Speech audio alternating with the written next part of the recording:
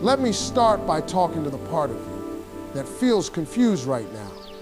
The part of you that keeps checking your phone. The part of you that replays conversations in your head, wondering what changed when it changed and why it feels different all of a sudden. 1 minute everything felt connected and the next minute he's distant, short replies, less effort, more space than explanation. And you're left asking yourself a painful question. Why is he pulling away? Here's what I want you to understand from the very beginning. This moment is not about panic. It's about power. Because how you respond right now determines whether you lose your peace or strengthen it. Most people react from fear. They chase clarity. They over-explain. They give more when they're receiving less. But today, we're not doing that. Today, we're talking about what to do immediately when a man starts pulling away. Not to manipulate him, not to control him, but to protect yourself and restore balance. This message is not about playing games. It's about understanding energy. It's about recognizing that love doesn't grow through pressure, begging, or anxiety. Love grows in confident space and self-respect. And when someone starts drifting, your response can either push them further away or bring everything into clear focus. If you've ever felt the urge to chase someone who's becoming distant, this is for you. If you've ever blamed yourself for someone else's confusion, this is for you. And if you're ready to stop reacting emotionally and start moving intentionally, this is for you. So take a breath, slow your thoughts, and stay with me. Because by the end of this message, you will not only know what to do, you will know who you are, no matter what he chooses next. Stop chasing. Energy never lies. Let me say this clearly because somebody needs to hear it without sugarcoating. The moment you feel a man pulling away, the instinct to chase rises up fast. Your heart starts racing. Your mind starts creating stories. You start thinking, if I just explain myself better, if I just remind him how much I care, if I just show him I'm still here. And without realizing it, you step into pursuit. But here's the truth, chasing never pulls a man closer. It pushes him further away.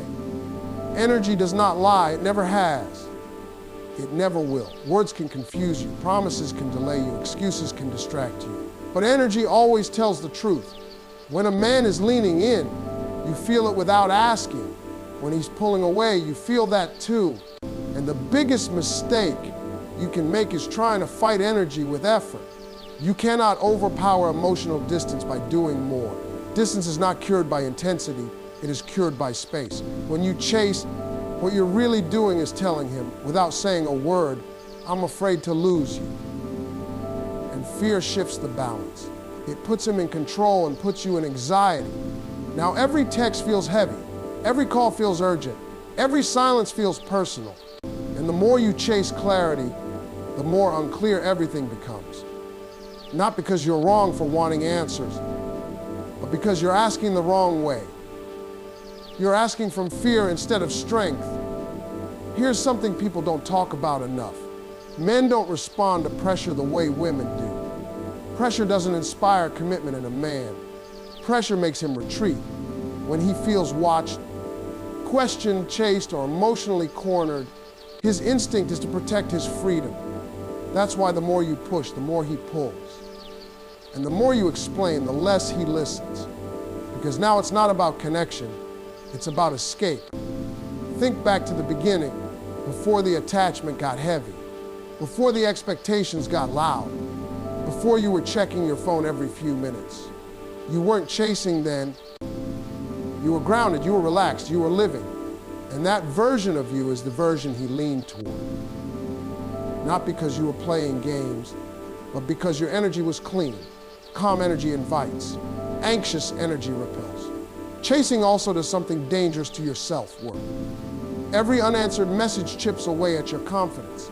Every delayed reply makes you question your value. And before you know it, you're working harder to be chosen than to be respected. That's not love, that's survival mode. And love does not grow in survival.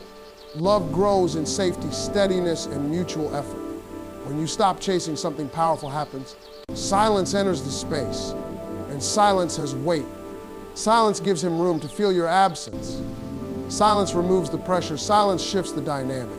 Suddenly, he's not reacting to your effort anymore. He's reacting to the lack of it.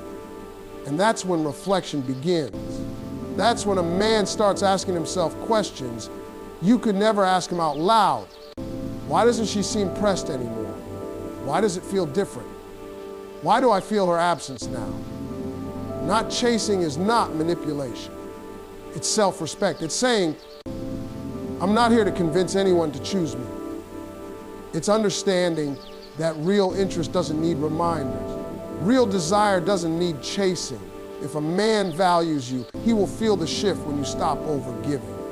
And if he doesn't feel it, that information is just as valuable, because clarity saves you time, energy, and emotional exhaustion. Let me tell you something important. The goal is not to make him come back. The goal is to stay aligned with yourself. Because when you chase, you abandon your center. When you stand still, you stay rooted. And what's meant to return will return with effort, not confusion. With intention, not excuses. With consistency, not distance. Energy never lies. You don't need to interrogate it. You don't need to decode it. You just need to respect it. When someone pulls away, let them, because the moment you stop chasing is the moment you stop betraying yourself. And when you choose yourself, everything else lines up exactly the way it's supposed to. Go quiet, not cold. Let me clear something up right now, because this is where most people get it wrong. Going quiet does not mean becoming bitter. It does not mean shutting down with an attitude. It does not mean ignoring someone to prove a point. Going quiet is not about punishment. It's about peace. There is a powerful difference between being cold and being composed, and that difference changes everything. Cold energy says, I'm hurt and I want you to feel it. Quiet energy says, I'm centered enough to step back. One is reactive, the other is grounded. And men can feel that difference instantly. When you go cold, the tension rises. When you go quiet, the noise disappears. And silence, when it's rooted in self-respect, carries more weight than any emotional speech ever could. When a man pulls away, your first instinct is usually to talk it out. You want to ask questions. You want to fix it. You want reassurance. That instinct comes from care, not weakness. But if you act on it too quickly, you turn care into pressure. And pressure does not create closeness. It creates resistance. That's why going quiet matters. It removes the pressure without creating hostility. It keeps your dignity intact while allowing space to do its work. Going quiet means you stop over-explaining yourself. You stop justifying your feelings. You stop asking for clarity from someone who is being unclear with their actions. You don't disappear dramatically. You don't announce your absence. You simply return your energy back to yourself. Your tone stays kind, your responses stay respectful, but your availability changes. And that shift is felt deeply. See, when you go cold, a man feels attacked. He feels blamed, his defenses go up. But when you go quiet, something different happens. The space you create forces him to sit with his own thoughts. There's no argument to distract him, no emotional reaction to respond to, just silence. And silence is uncomfortable for someone who is unsure. It leaves room for self-reflection. It gives him a chance to actually feel the distance he created. Quiet confidence disrupts expectations. When you don't react the way he thought you would, it shakes his sense of control. He expected questions, he expected emotion, he expected effort. Instead, he gets calm, and calm makes him wonder. Calm makes him think. Calm makes him feel the weight of your absence without you having to say a word. Going quiet also protects your heart. When you keep talking to someone who is pulling away, you end up reopening the same wound over and over again. Every conversation becomes another chance to be disappointed. Silence closes that loop. It gives you time to breathe. It gives you space to regulate your emotions. It allows your nervous system to settle instead of staying in a constant state of anticipation. This is not about games, it's about alignment. If a man wants to be present, he will notice when you are no longer overextending. He will feel the shift. He will step forward with intention. And if he doesn't, you haven't lost anything. You've gained clarity. Because someone who only engages when you're chasing is not someone who was ever standing with you in the first place. Going quiet sends a message without words. I trust myself enough to step back. It says, I don't need to demand attention to feel worthy. It says, I allow people to reveal their level of interest without interference. That kind of energy is powerful, it's steady, it's unshakable. And here's the truth most people avoid. The way someone responds to your silence tells you everything you need to know. If he steps up, communicates, and shows effort, that's information. If he fades further, that's information too. Either way, you are no longer guessing. You are observing. And observation is always wiser than reaction. Going quiet is not about control, it's about clarity. It's about choosing dignity over drama, peace over panic, self-respect over fear. When you stop reacting emotionally and start moving intentionally, you take your power back. You stop leaking energy into someone who isn't meeting you where you stand. So remember this, you don't need to go cold to be strong. You don't need to be harsh to be heard. You don't need to disappear to be valued. Sometimes the strongest move you can make is to soften your voice, steady your heart, and step back in silence. Because when you go quiet, not cold, you allow the truth to rise to the surface.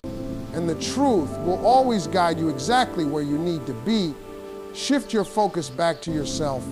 Let me tell you something that changes everything once you really hear it. When a man starts pulling away, the danger is not losing him. The real danger is losing yourself. Because the moment his distance becomes the center of your world, your peace starts slipping through your fingers. Your thoughts revolve around his silence. Your mood depends on his attention. Your worth starts feeling tied to his response. And without realizing it, you hand over control of your emotional state to someone who is already unsure. Shifting your focus back to yourself is not selfish, it is necessary. You were a whole person before he entered your life, and you are still whole now. But when your attention stays locked on what he's doing, not doing, thinking, or feeling, your energy drains. You stop living in the present and start living in anticipation.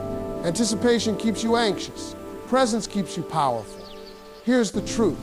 Attraction doesn't come from fixation, it comes from fullness. When you are deeply engaged in your own life, your goals, your passions, your routines, your growth, you emit an energy that feels grounded and complete. That energy is naturally magnetic, not because you're trying to impress, but because you're aligned. And alignment is felt, not forced. When you shift your focus inward, you stop monitoring your phone. You stop replaying conversations. You stop interpreting every small change as a sign. Instead, you redirect that mental energy into something that nourishes you. You move your body. You sharpen your skills. You reconnect with your purpose. You remember the parts of yourself that existed long before this relationship ever began. And in doing so, you rebuild your center. This shift does something powerful to your nervous system. When you're focused on someone else's behavior, your body stays in a constant state of alert. But when you turn your attention back to yourself, your system begins to settle. You breathe deeper. You sleep better. You think clearer, calm returns. And calm changes how you show up. You stop reacting impulsively. You start responding intentionally. Men feel this shift immediately. When you're no longer chasing emotional certainty from him, the dynamic changes. He no longer feels like the source of your stability. He feels the space. He feels the independence. And that independence doesn't push him away. It reminds him of your value. Because confidence without arrogance and independence without detachment is incredibly attractive. But here's the most important part. You don't shift your focus to get him back.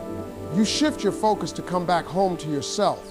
Because when your happiness is not dependent on someone else's consistency, you become unshakable. Whether he steps forward or stays distant, you remain steady. And that steadiness is power. When you focus on yourself, you also gain clarity. You begin to see the relationship for what it is, not what you hoped it would be.